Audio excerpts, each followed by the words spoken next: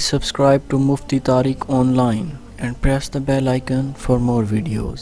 السلام علیکم ورحمۃ اللہ۔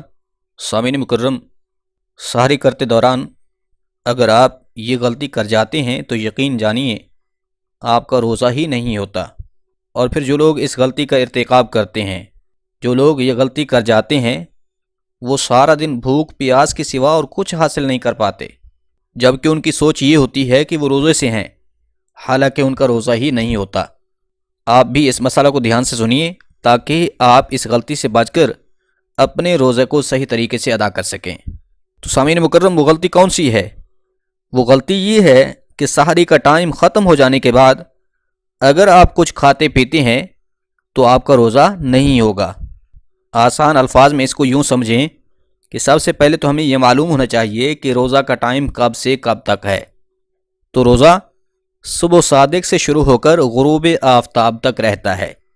اس وقت میں ہمیں ان تمام چیزوں سے بچنا ہے جن سے شریعت مطہرہ نے ہمیں منع کیا ہے، یعنی کہ جان بوجھ کر ہم کھا پی نہیں سکتے۔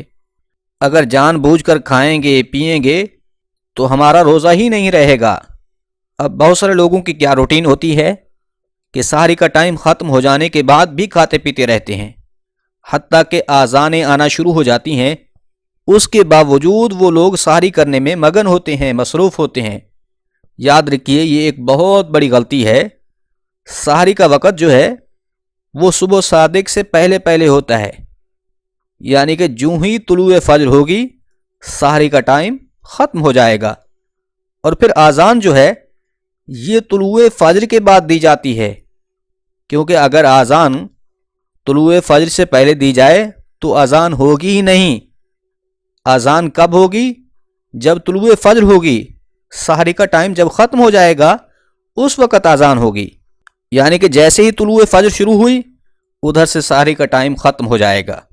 اب اگر کوئی شخص آذان تک کھاتا پیتا رہتا ہے، یعنی ادھر آذان بھی ہو رہی ہے، ادھر کوئی بندہ کھا پی بھی رہا ہے، کوئی سگریٹ کا کش لگا رہا ہے، تو کوئی چائے کی چسکی لے رہا ہے، وغیرہ وغیرہ، یاد رکھ لیجئے اگر کوئی بندہ آذان تک کھاتا پیتا رہتا ہے تو اس کا روزہ نہیں ہوگا، کیونکہ آذان سحری کا ٹائم ختم ہو جانے کے بعد ہوتی ہے، اور سحری جو ہے ہمیں طلوع فجر سے پہلے پہلے ختم کرنی ہوتی ہے، جبکہ اکثر لوگوں کی عادت یہ ہوتی ہے کہ آذان شروع ہوگی تو وہ ادھر پانی پینا شروع کر دیں گے، یا پھر بعض لوگ سگریٹ کے کش لگانا شروع کر دیں گے۔